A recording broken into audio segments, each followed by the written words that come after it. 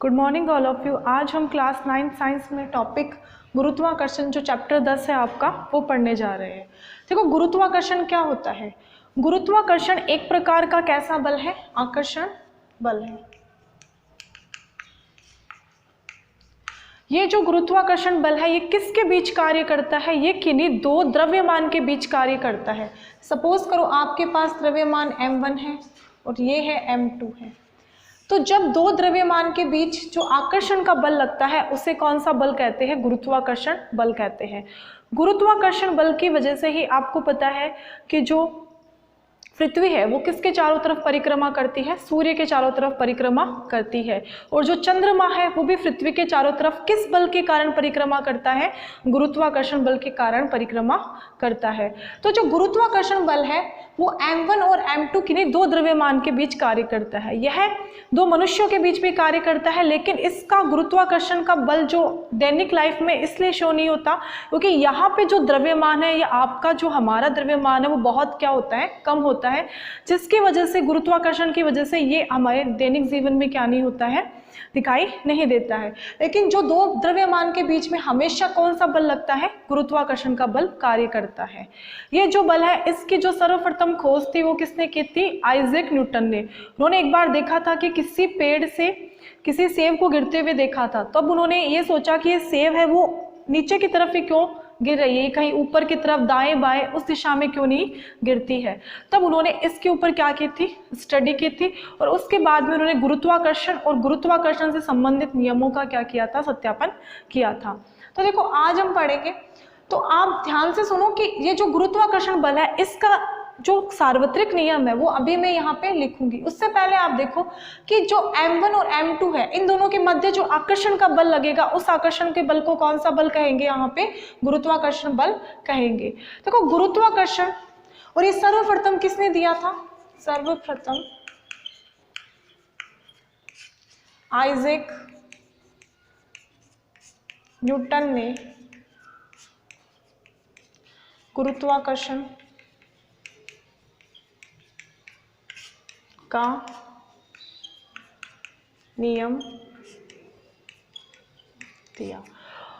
और गुरुत्वाकर्षण की वजह से क्या होती है? जो पृथ्वी है सूर्य के चारों ओर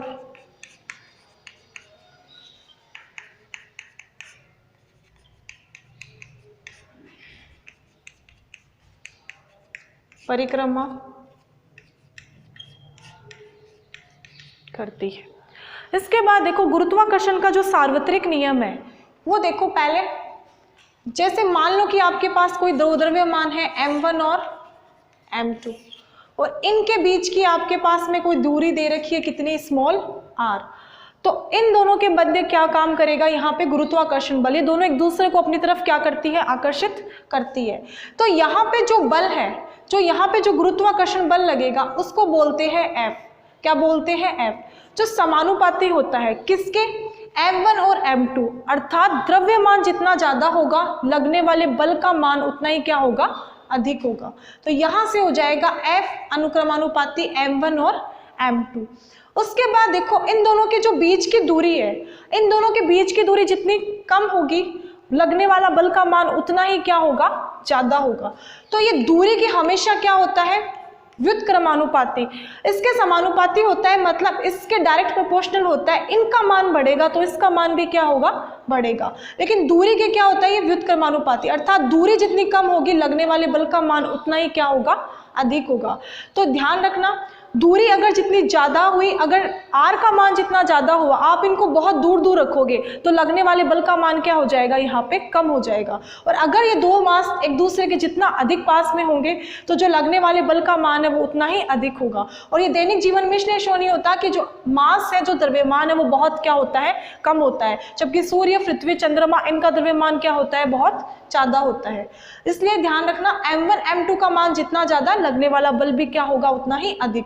इन दोनों फॉर्मूले से इसको दे दो समीकरण नंबर 1, इसको दे दो समीकरण नंबर 2। तो यहां से जो F होगा ये समानुपाती होगा Q1 Q2 बटे R स्क्वायर के। जब आपको पता है समानुपाती का, जब हम चिन्ह हटाते हैं तो हमारे पास एक स्थिरांक आता है। उस स्थिरांक को यहाँ पे बोलते हैं F equals to capital G। उसको किससे लिखेंगे? कैपिटल G से। Q1 Q2 बटे M1 M2, यहाँ पे M1 M2 बटे कितना हो जाएगा आपके R²। अब यहां से जो G है इसको क्या बोलते हैं? इसको बोलते हैं गुरु। ये इस एक स्थिरांक है, तो स्थिरांक है तो इस यहां पे इस G को क्या बोलेंगे? सार्वत्रिक गुरुत्वाकर्षण स्थिरांक।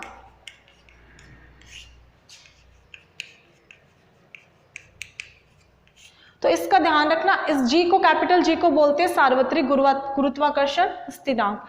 यहां से जो बल है, बल का मात्रक आप लोगों को पता है कि बल का मात्रक हमेशा होता है न्यूटन। हालांकि गुरुत्वाकर्षण जो बल है वो दिया भी किसने था? आइजैक न्यूटन ने। यहाँ पे इसका मात्रक होता है न्यूटन। और अगर आप यहाँ से G का मान निकालना चाहते हो तब आप R² को क्या कर दो? वज्र गुणन कर दो, तो Fr² बटे कितना हो जाएगा? M1 into M2।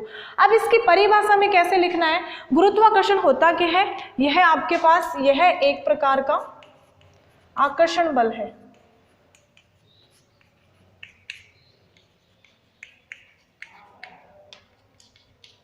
आकर्षण बल। अब इसका नियम देना है आपको, गुरुत्वाकर्षण का सार्वत्रिक नियम। तो देखो, सार्वत्रिक नियम में आप लिखोगे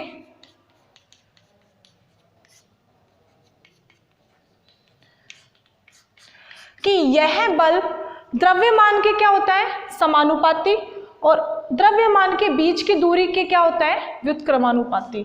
तो गुरुत्वाकर्षण बल द्रव्यमान के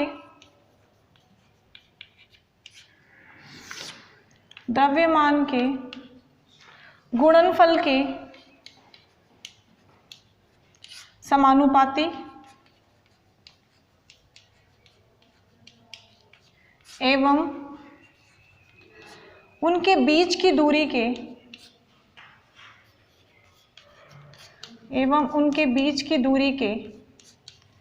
वर्ग के, क्योंकि यहाँ पे R² है ना, दूरी के वर्ग के व्युत्क्रमानुपाती होता है।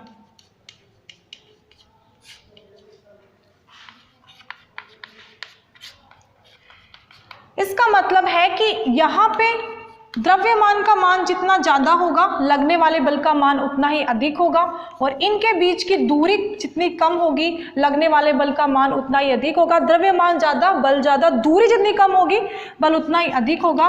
तो यहाँ से हो जाएगा Fg M1 M2 upon R²। इसको आपको लिखना है। इसी को क्या कहते हैं? गुरुत्वाकर्षण का सार्वत्रिक नियम कहते हैं।